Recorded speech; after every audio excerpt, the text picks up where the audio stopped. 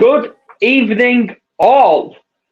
My name is Adam Deval, the mental health warrior, and we're here to break the stigma of mental health. We are live on YouTube and Facebook at the exact same time, and I'm joined for a catch up for first time in 9 months by another warrior, and that is Katie B, also known as Katie Blackwell. Welcome back. Oh my god, I can't believe it's actually been 9 months since I've been on the show. Oh my god. Like, I literally, time know. has just gone so fast. Oh my god. Well, time flies when you're having fun. Yeah. So, I'll read a little bit of your bio. For everyone that's going to be tuning in tonight, please tell me who you are, where you're tuning in from, and let's hear your stories. And just letting you know, Katie, the popular place for tuning the viewers is from Australia. Just letting you Wow. know. Yeah, Australia. Right, so Katie B, she is a 17-year-old singer, songwriter, actress from Leigh On Sea Essex. She's been singing since the age of 9 and has appeared as a soloist, performing in a wide range of productions and covering a wide variety of genres. She has only spooked? You mean spoke? About her personal experiences with anxiety and feeling isolated from what society overall feeling pressured to be perfect. She hopes to be a beacon of light that will inspire others to have the encouragement to speak out and open up. She wants to people to use their voice to make an impact in society. Wow. Now, I've already picked some out from there. You're already an inspiration to many anyway, Katie. Am I? You are. Hey, come on. You're an inspiration to Philip Chan. Oh, Philip Chan. Love the man. He's awesome, isn't he? Yeah, So, she's so cool. yeah, so we're going to start with just a quick fire questions for you. I'm going to say, I don't know, favorite subject, like, to study Ooh, music. besides music. Oh, besides music. English. Okay. My son hates that. But anyway. Tea or coffee? Tea. Okay. Cats or dogs? Dogs. Okay. Since you're a musician, your favorite type of music? So I'm gonna go rock or jazz. Jazz. Okay. I'm coming across a lot of jazz interest. But anyway. Right, and the last one I'm gonna say favorite type of tree. So I know there's many Ooh. types. Oh my god, this is so hard. Oh my god. I'm just trying to think of like a treat I have when I'm like having one of my like down days. Oh my god. Alright, I'll ask something else then. Birthday or Christmas? Oh, I think Christmas. Okay, fair enough. Right, we'll get started. Right. For the viewers that are tuning in on Facebook and YouTube, for people that's not come across you before, just tell us a little bit about who KTB is. Hi everyone, I'm Katie B. I'm a 17-year-old singer, songwriter, mentor, actress, and a charity fundraiser for multiple mental health charities. And I partner up with Anxiety UK, Young Minds, One Art, One World, and other mental health charities. I have been singing since the age of 9. My parents got me into singing because they realised that music is an incredible thing, and it just really helps with people who really suffer from lack of self-confidence. And they thought, because my sister and my brother were very like musical and very performing arts, before they like found their interest in business and law and all that. So my parents wanted me to do something that would really encourage me to use my voice and and I guess to express who I am as an individual. And I'm just, oh my god, I don't really like introducing myself because I'm like, you got me. God, my brain is just going today. I perform at numerous charity events raising money for charities, whether that's involved in mental health, homelessness, disabilities.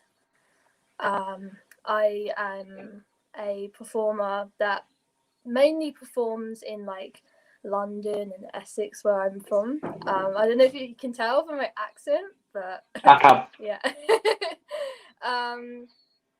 And I just do a lot of corporate gigs. Like I do like those fancy gigs.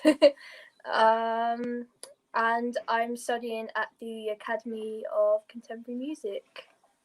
Nice.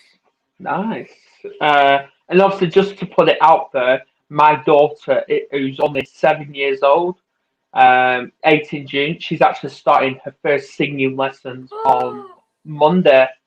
Oh my god, that's so Yeah. good. Yeah, she's actually picked some songs as well. She's interested in, so yeah, Probably some Disney songs. absolutely. Obviously, someone is actually tuned in via Facebook. So, good afternoon, Andrea. I don't know whereabouts you're from, but I know it's not the UK. She says, "Good afternoon, Adam and Katie." So, yeah, you know, I'm going to stand that up there so then I can, so I don't need to crouch down to do that. Yeah, I don't blame you. Yeah. So obviously, you put in your bio that it was 9 years old when you got into music. So what? Andrew is from New York, by the way. Oh my god, New York! Oh my New god, York's in the house. I love their accents. So I'm going to ask you, who was your role model? Like your person to listen to before you got into music? Oh my god, I mean, I literally grew up with so many role models, but I know this sounds like so cringy and like oversaid, but I've got to say my mum. She literally, me and her, we're like best friends.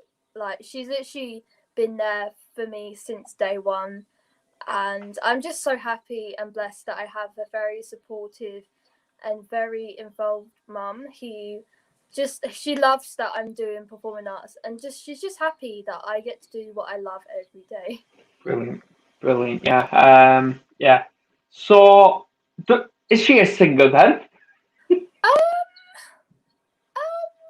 I mean, she's done adult singing classes. Okay. Yeah. I don't know if I would class her as a singer, but she likes to sing for fun. I mean, all my families are music lovers, and if he was to turn up in my household, don't be surprised if there was like a karaoke session going on, because my family just love to sing some pretty incredible songs. For someone to get me on the karaoke, I probably need a few drinks.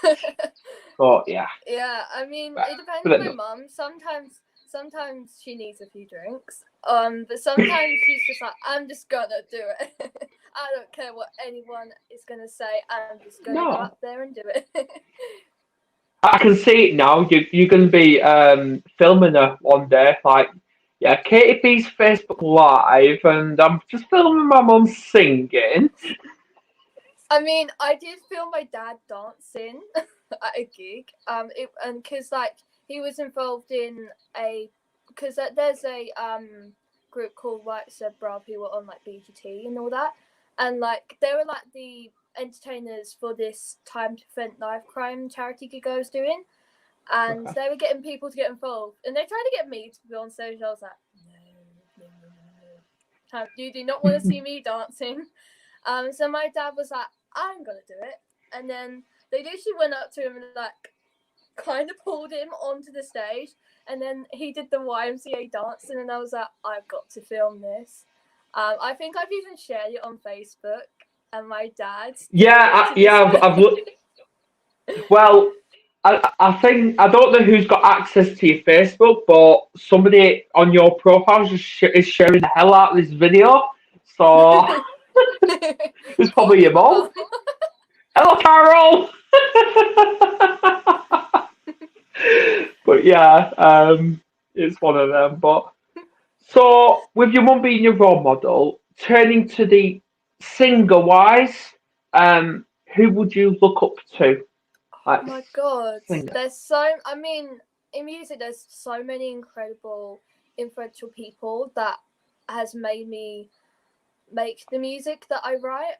Oh my god, I think I've got to say Demi Lovato, because a lot of my music Oh yeah. is based on mental health, and she is very like honest with her audience, and her music is just incredible. She's such an inspiration for people who do suffer from whether that is addiction, whether that is mental health, or like childhood trauma. Like literally, she's just such an inspiration, and I just love how upfront she is with her audience, and how she has such bravery and courage to like be so real and write about her life stories and turn it into music and to create it into art.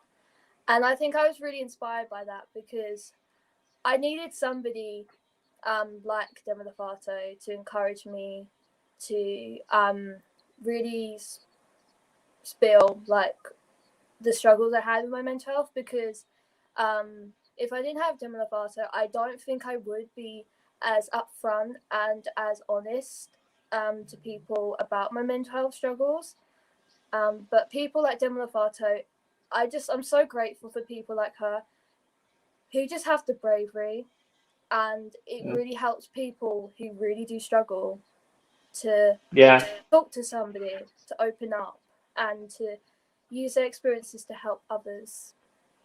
Yeah, obviously you're absolutely right. Demi Lovato's obviously another warrior, and I still remember. I can't remember how many months we're talking now, but I remember you being live and said, "Sing Demi Lovato, Warrior." Oh my god, that song just means so much to me, because I think that song really speaks volumes about my journey with my well-being, and how music's really helped become the person who I am today. Absolutely. So, obviously, you're up for like some votes. You want people to vote you. I can't remember. I can't remember when it is. When is the voting finished? I'm not gonna lie, I've got memory like a goldfish. I think it's the 26th of April, if I'm not mistaken. I'm probably wrong. We can ask Mum, because she shared. Carol, have you got a date? Yeah, it's just my mum's making dinner at the moment.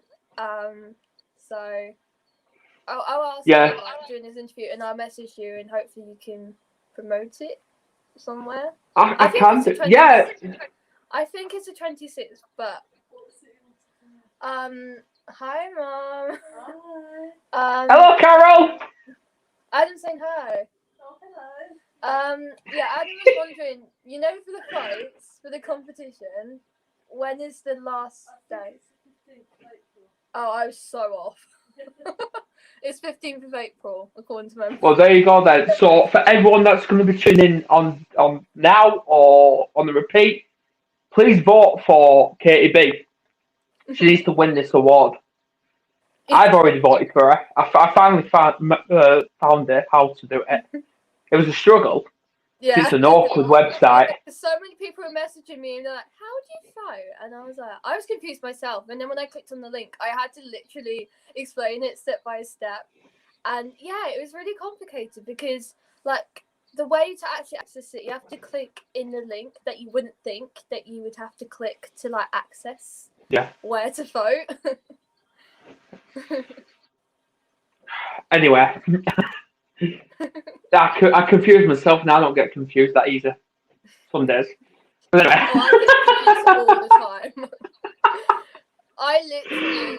I'm confused 24/7. Well, you and me both. But anyway. So, all I've got to say is, what have you been up to for the last 9 months? Well, instead of like being cooped up, I mean, we're all cooped up in our houses, which I know that we all want to like. We all want things to go back to normality. So I've really focused on making music.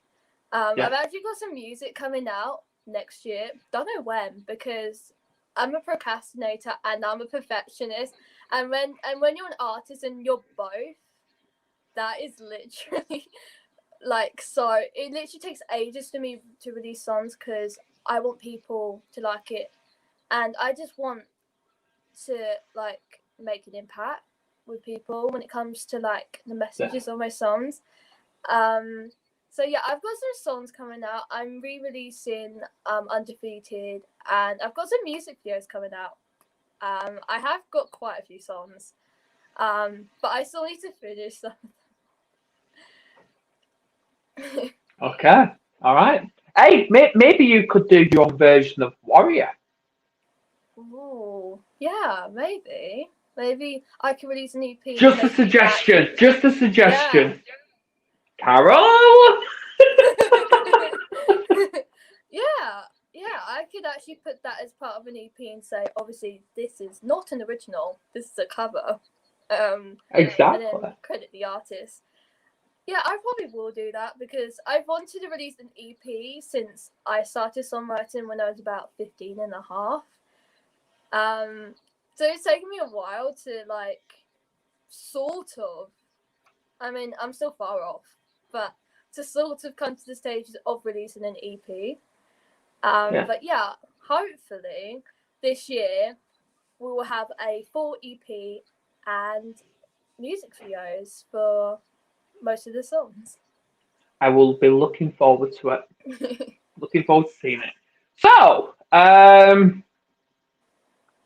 so obviously you're bringing out albums left, right, and centre. You're probably going to want an MBE sometime, so I'll get Philip Chan to give you one. So he just recently became a doctor. So oh my god, yes! I found out because I go to 5 to 9, and he told us, and I was just so happy for him. I was like, I know he's literally been wanted to be a doctor for so many years, and then when I found out he actually got a doctorate, I was like so happy. I was like, yes. Yeah. I rang him that next day. I said, yes, and he says he's in pain with that, and he was under the weather. I'm like, well, you can perform your own treatment on yourself then, can't you? He's just laughed.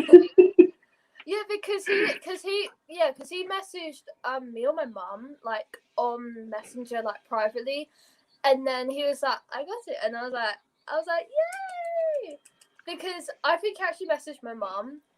And then my mum told me, and then I was just like gleaming, and I was happy with joy because he's literally one of the most hardworking and one of the most kind-hearted people I've ever come across. And then when I found that out, I was so over the moon for him because I know that he's been wanting to achieve that for so many years. And then when I found out he finally like achieved one of his like lifelong dreams, I was so happy for him. Absolutely. And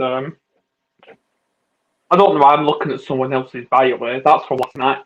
But anyway. I know.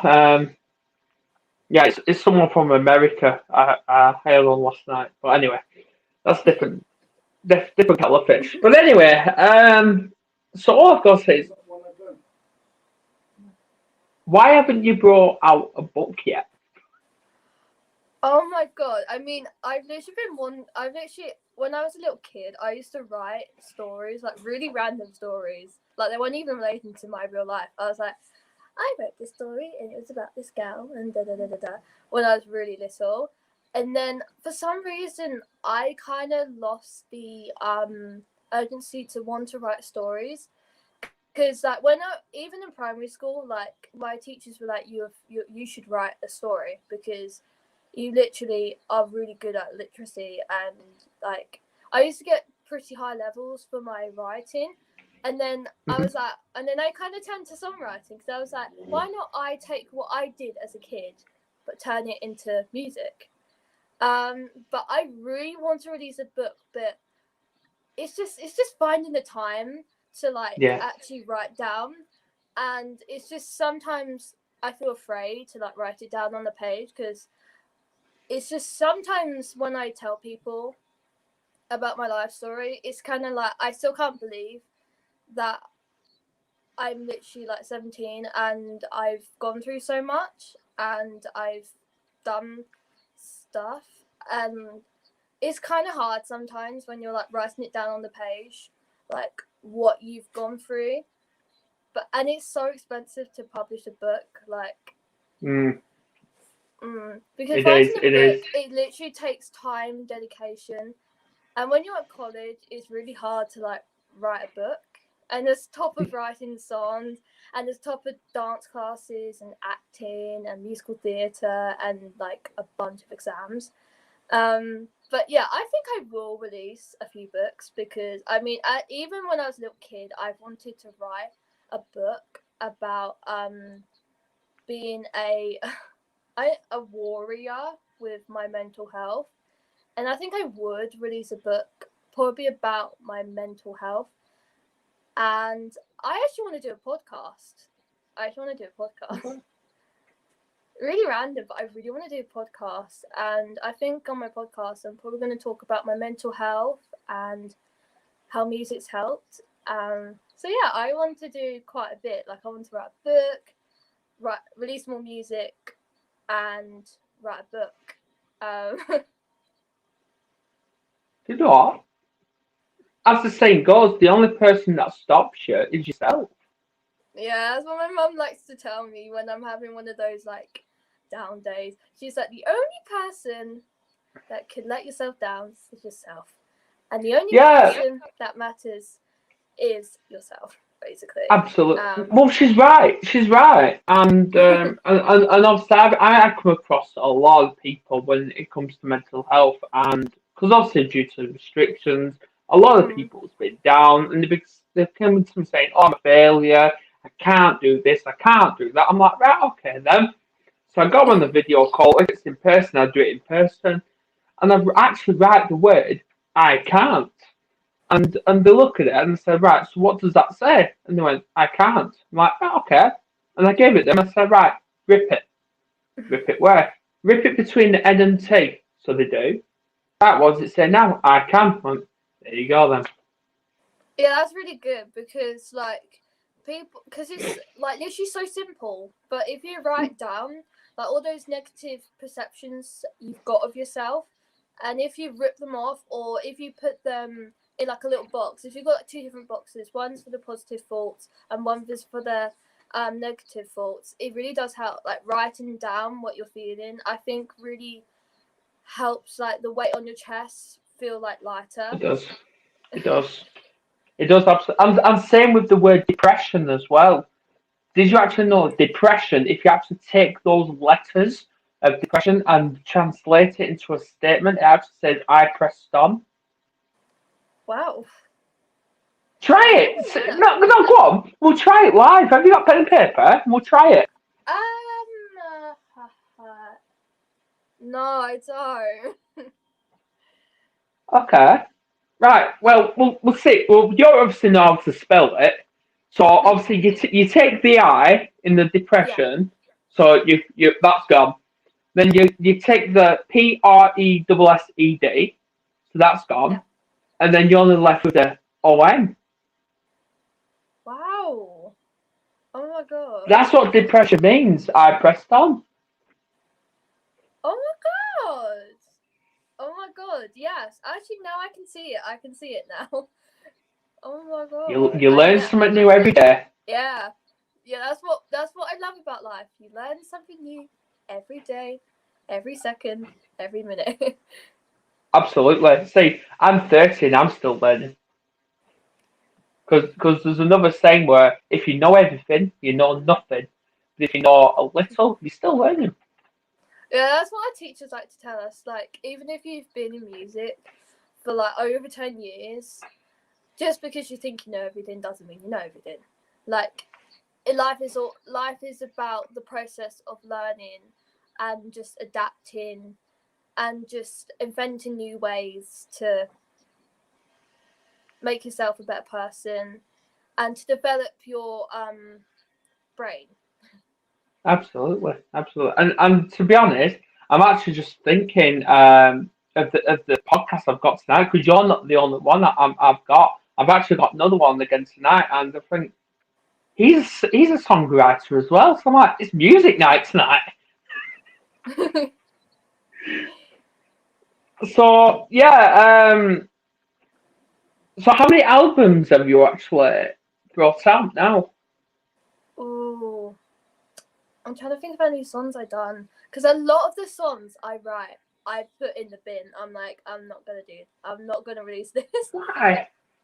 I don't Why? know. Like, as a songwriter, you write so many stuff, and like with Ed Sheeran, his 10,000 theory, like writing every day, you're gonna get better with your songwriting. Yeah, And like, there's always songs in your caliber that you like, and there's always songs that you don't like as much. That and you're like, I'm never gonna sing this. I am never gonna put this. But I've definitely written songs that which just weren't me. I was trying to release music that wasn't me. Like I was trying to appeal to like a different audience. And then I kind of realized, why not I only write my own music, but I can write music for other people because I think that writing music for other people, I think that's pretty great. And I love people like Sia because she talks about her struggles with like mental health and addiction and all that. But she's also a songwriter and she's a talented singer. And she's just, oh my god, she's just an incredible songwriter. And like the amount of songs that are hits, most of them are like written by her. And I think I want to be like a kind of like a Sia. I don't want to be Sia because I'm my own person, I'm my own artist. But I want to have a very similar career path to Sia with the fair enough. songwriting aspect. Yeah, say just thinking now, my daughter's got a few songs she's interested in. There's one where she's singing about Rachel Platten, Fight Song. There goes my headphone. Oh my god, I love that song. Fight Song, yeah. I believe that's about mental health as well, to be honest. Yeah, it's about Um, your struggles with whether it's depression, anxiety, just like overall like daily battles that a person goes through, and it's about how you are beautiful, you're strong, yeah, you are invincible, you're unsinkable, yeah, and you can yeah. get through this. And that song is actually pretty special to me. Um, yeah, along with Warrior, I think Fight Song also is quite a meaningful, special song. And like every time I perform it, like everyone's like, "Oh my god, that's just such a beautiful song," and I love the song. Absolutely. And to think it's stress month this month as well. Is it? It is. It's yeah. It's National Autistic Awareness Month, Autism Awareness Month, and it's Stress Month as well. Oh my god, literally I don't keep up with these trends anymore. But think, no, to be honest, I'm actually glad you said that because a lot of people are starting to get frustrated that like April's Autism Awareness Month, May is Mental Health Month. It's like, why can't that Mm. be every day? Yeah, that's what. Yeah, I mean, as much as it's amazing that people are bringing awareness to like sensitive topics like mental health, I feel like mental health. it's an ongoing thing. Like, it's not just a thing you celebrate every like May or whatever month it is. I mean, mental health for most people is an ongoing battle that is that is sometimes really hard to overcome. And I think, and what is kind of annoying sometimes is the people who promote all about mental health. They're the people who were bullies, the people who literally took the mick out of people. And as a society, I feel like if we were kinder to each other, like the mental health levels, I think would be decreased. Like, I think even if you don't know the person, a simple act of kindness, like opening up a door, holding someone's hand, saying you look beautiful today. Just, something like simple, paying a compliment, showing that you have care towards them, even if they're not your friend or your family. It really makes a difference to people, because I know so many people who put on the mask, who put on the brave face, and they literally are the funniest, they're the smiliest people, but they're probably the people who suffer the most. And because they don't want people to see what they're actually feeling inside, they feel like they have to put on this mask. Because I notice a lot of comedians have depression and anxiety. Because the funniest people probably have like the worst depression. Absolutely. No, you're right. You're right. There's loads of people like because obviously I'm on LinkedIn as well as yourself. Yeah. And I came across like a 32-year-old footballer. He was found hung himself just yesterday because of mental health. So it's one of the biggest things ever. Yeah, because it can literally happen to anybody. You can literally be you can be an incredible football player. You can be an uprising singing star. You can be a class clown. You can be I don't know, a very artistic, creative person. You can present yourself as the most confident person.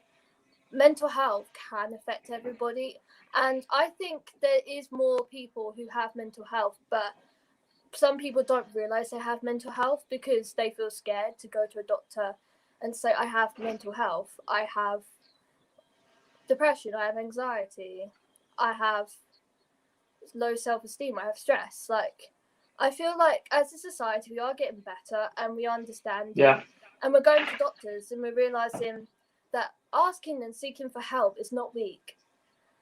It makes you a very strong person. And my mum likes to remind me that every day that I'm I'm a really strong person, because the battles I've had to go through, most people haven't had to go through. And people who have mental health are like among the strongest, incredible people in the world. No, you're right. You're right. And what I'm. Oh, there you go. That's the song. No, that's what I'm doing. I'm just researching. Celebrity icon, Britney Spears.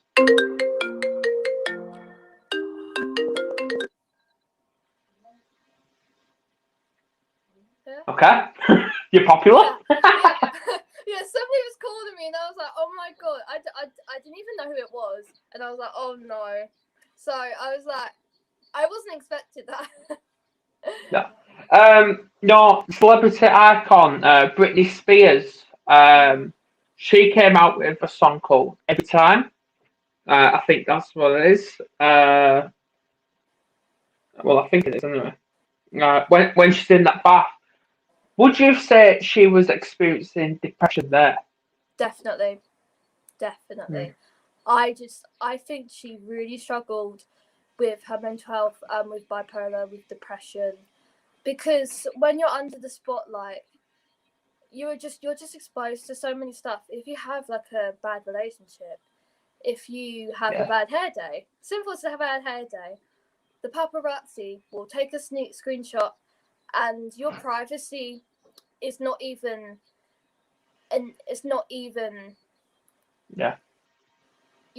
Like, as a celebrity, your privacy is literally non-existent because you're in the public eye always. And like, because I've watched a documentary recently on like Britney Spears, and because she's in a conservatorship, and I've literally been watching the case, and it's just really devastating because she literally in 2007, when she had that mental breakdown, paparazzi, they were literally taking screenshots. They were literally making her out that she was just this mean, horrible person, but she actually suffered with bipolar, and the people who were around her were like mocking her. There's so many people who were like making jokes, and like on TV shows they were making like little skits about her because people, and it just breaks my heart because people don't realize that anyone can suffer from mental health. You can literally be really famous and you can still suffer from mental health, and it's just devastating because she just nowadays she just looks like she's really struggling, and like the conservatorships that she's in is really sad because she's deprived of seeing her kids because to her kids mean everything. And it's just sad that as a human being, her necessities and the things that she should have as a human being were taken away from her, and she wasn't even allowed to have a lawyer to defend her case, which is really sad because exactly. yeah, there's so many celebrities under conservatorship, like Amanda Bynes also. And like when all these celebrities have these like breakdowns, people just take the mick and then like they don't actually help. And people don't realise until a few years later it's due to mental health. And it's just really sad that celebrities have to hide behind a mask. And people think because you're rich, you're happy. But money doesn't buy you happiness. It can buy you temporary happiness. But if you have money, for a couple of years, it won't make you feel whole completely. Exactly. When you're rich, you'll want more. You'll want because when you're rich, you're gonna have people you're gonna have people that are gonna leave your side pretty much. And because when you're rich, the people who want to hang out with you are users. I mean, as a society, we struggle with people using each other, and like people that we feel that we can't trust, and it's really hard because as a society we don't really have faith in society anymore, which is really sad because we're all human beings. We all have feelings, we have emotions, and we all have a purpose on this earth for a reason. For some people, they don't use their purpose for the greater good. They just use it to Do, do bully you others. know? Do you know how the Mental Health Act actually came into place? I don't think I do. It was actually four people around the table. Yeah. Yeah, four people around the table, and they brought in the Mental Health Act. And when you were just talking about that, those amazing stories, I just think Princess Diana. Yeah. Yeah, Yeah, Princess Diana. she. Another classic case because she has spoken so hard. She has spoken so much before her passing about how being born into a wealthy family and having because her family life wasn't that great. She Yeah, didn't really have a loving, supportive family, and then she kind of when she was 17, she kind of moved in a flat with her mates, and she had to do a full-time job she had to do like a bunch of jobs to like pay for rent because when she was 17 she decided to move up to London and go to college, and then yeah because the Princess Diana case is like 70 cases like Princess Diana's has got me really interested because I just love how she was an advocate for people with AIDS, for people with mental health, and it's really sad because she really suffered a lot. she did. Eating disorder, anorexia. Yeah, and I Yeah, think she kind of struggled with depression, especially when she gave birth to her sons. And it was really sad because towards the last few years of her life, she literally was so paranoid. She literally was like, oh my god, like, because her friend was a butler for the royal family, and she would write letters to him, being like, oh my god, I'm worried that the car has been tampered with, because she's spoken up about how the establishment are very powerful, very influential, and it's just really, really sad that a I would say a princess of our hearts. We could go into that, but that's another conversation. Yeah. It's another, and if we get started, this video may get shut down, and we don't want that. But anyway. No. But yeah, you're right. It's just disgusting, and so obviously with mental health, it kind of frustrates me that not many people are actually talking about the mental health within the kids, the children. Yeah. Because mental health can literally start from the age of 5. It can literally start from a kid looking themselves in the mirror, being like, I look horrible. And it can literally and bullying. I think bullying is such a big factor. Like, I think bullying is kind of traumatic for some people, and it develops into issues like anxiety and depression. And I feel like mental health in young kids isn't really talked about. And in primary school, I didn't even know when my school was teaching me about mental health. They literally told me that anxiety was just you feel scared, literally. They didn't tell me that anxiety was when you literally feel like you're having a heart attack. It's an ongoing battle. It literally because in primary schools, they don't really teach kids about mental health. It's not to the last, I would say, 3-4 years that like mental health has been taught in primary schools. And I think that mental health should really be taught really early on, because you can literally develop mental health at any age, at any stage of your life. Did you actually know that when I was 17, and we're talking a long time ago now, I know I'm showing my age now, I didn't even know mental health existed. Yeah, because mental health in like the 80s and especially in the 80s. Now you're showing me age now. Come on, Katie. Come on. No, but I don't think mental health was really known until like 2010s, really. Because even in 2000s, mental health wasn't really educated, and people didn't really know about mental health. People assumed people with mental health were like literally a danger to other people, but I actually found out that people who have mental health are more likely to be in danger from other people, as opposed to being a danger to other people. Oh no, you're right. You're right. And obviously, I'm just trying to find. I'm on my profile. I'm just trying to find the post where it say links autism and mental health, because it actually connects. Does autism and anxiety? But what frustrates me is the biggest unspeakable topic when it comes to mental health is actually depression. Yeah. Yeah, depression is literally not talked about, because people assume that because when somebody says, I have depression, people assume that you're doing it for attention. But no, you're not. You're struggling. You're really, like, mentally, you're not doing well. And it's a shame that people assume, oh, when you say, I have depression, people are like, oh, you're just being attention seeking. Because you're not being attention seeking. You're literally just letting out what you've got. And it's really sad till something really bad happens to that person, until people are like, oh my god, they really did have depression.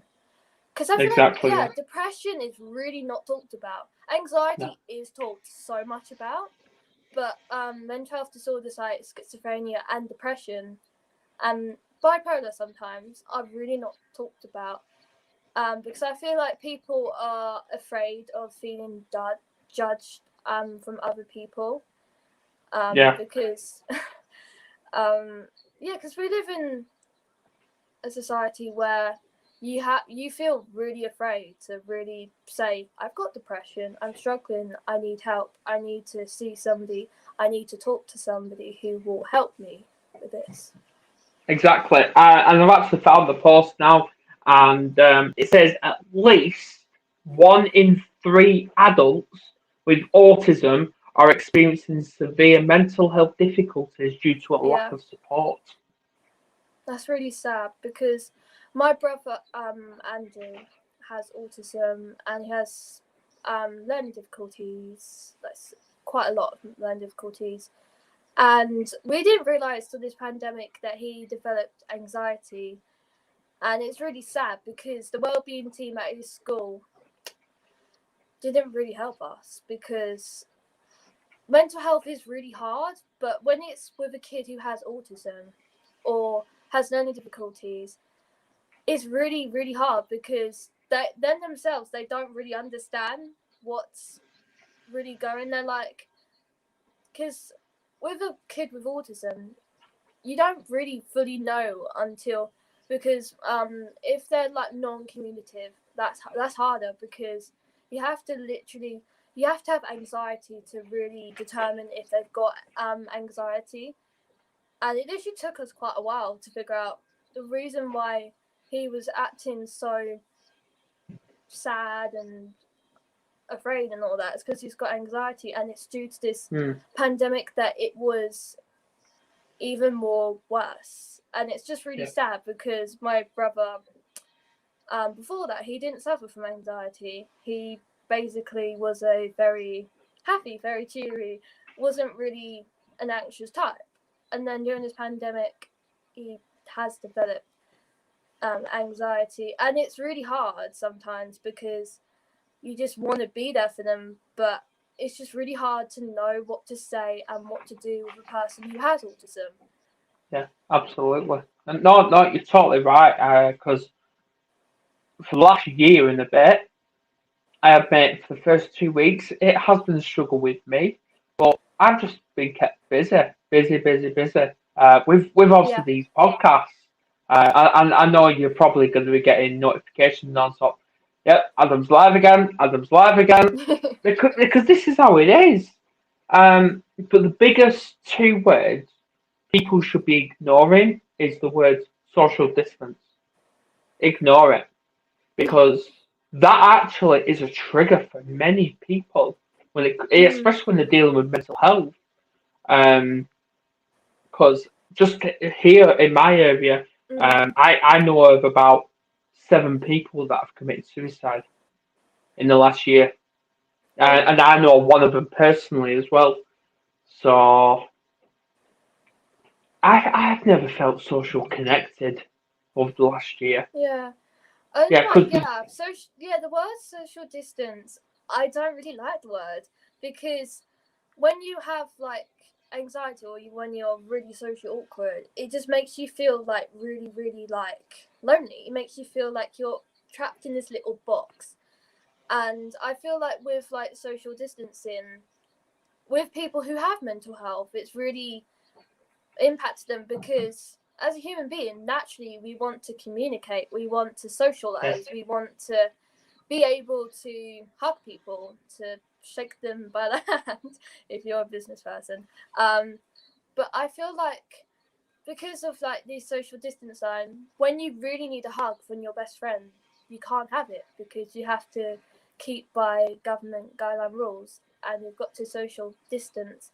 And actually, with my brother, he literally at one point literally was because at his school they were taught how to social distance. That he can't actually social distance from his own family, and it kind of causes his mental health to actually be worse because people with autism, they're gonna interpret it into something different, like they're gonna like social distance, but because they assume social distance means social distance from everyone. For a while, my brother social distance from his family, so we couldn't really communicate. So like if he was feeling down or if he was feeling upset, he couldn't really communicate that because the word social distance really struck in his head because his school taught them you have to social distance.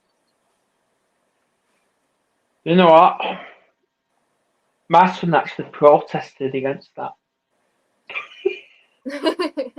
But that's another conversation as well. Obviously, I'm getting the blame. Okay.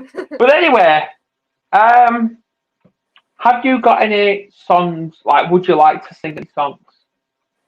um, um, Or you're not ready? No, not fair enough. Right. So, as a warrior yourself, what piece of advice would you actually give to someone if they approached you and like, I'm shaking, I'm full of anxiety, I'm having a panic attack? What piece of advice would you actually give them? I mean, with mental health, with like a situation, it's not a one size fits all. With mental health, it's very different for some people. Some methods would work for some people. Like for some people, meditation is incredible, but for some people, they just can't relax. Like even if they try and get their mind and their body to relax, it's really hard because, again, everyone's different and like they have their different quirks on how they improve their mental health. But I would say, as an overall, I would say write down all the negative thoughts, put them in the box, keep them, hide them in a place, and then have another box where it's going to be your positive thoughts. You're like, I am beautiful, I am amazing, I am smart, I am talented. And you put them in the box, and you treasure them, and you put it in your bag. And every time that you're feeling down, you not blindfolded, but like you kind of you kind of like close your eyes, you pick one out, you pick it out, and you say it to yourself. You say, I am beautiful, I am beautiful, and you pick a few out. And when, especially when you're at college and you're having like an anxiety day, or you're at a workplace, or you're just having a panic attack, or you're having a really really bad day, I think just having something as simple as that is so simple, and it's so effective in the same way. And I would say meditation, it's not just a one thing, because meditation, it can literally be in different forms. It can Yeah. be with music, it can be with closing your eyes and focusing on the sounds that are in the room, and then expand. You're listening to outside and then further out, because for me that type of thing really helps. Because when when you're closing there, you're sitting there, you're focusing, and you're just like, I can hear this, and you expand your listening. Or a thing that I know a lot of people with anxiety like to do is they think of all the senses: smell, touch, taste, like all that. um and they focus on, I get getting calls. So you focus on what's in the room, and you gotta let your mind free. You got to really think what's going inside the room, and you got to be like, I can touch this. Because surprisingly, I know for a lot of people that type of their sensory stuff really helps. Or if Mm. it's I notice a lot of people emotion pets really work. Oh my god, like on TikTok, on like social media platforms, an emotion pet, like like the octopus, where if you're feeling sad, you make it sad. If you're feeling happy, Yeah. you turn it into happy.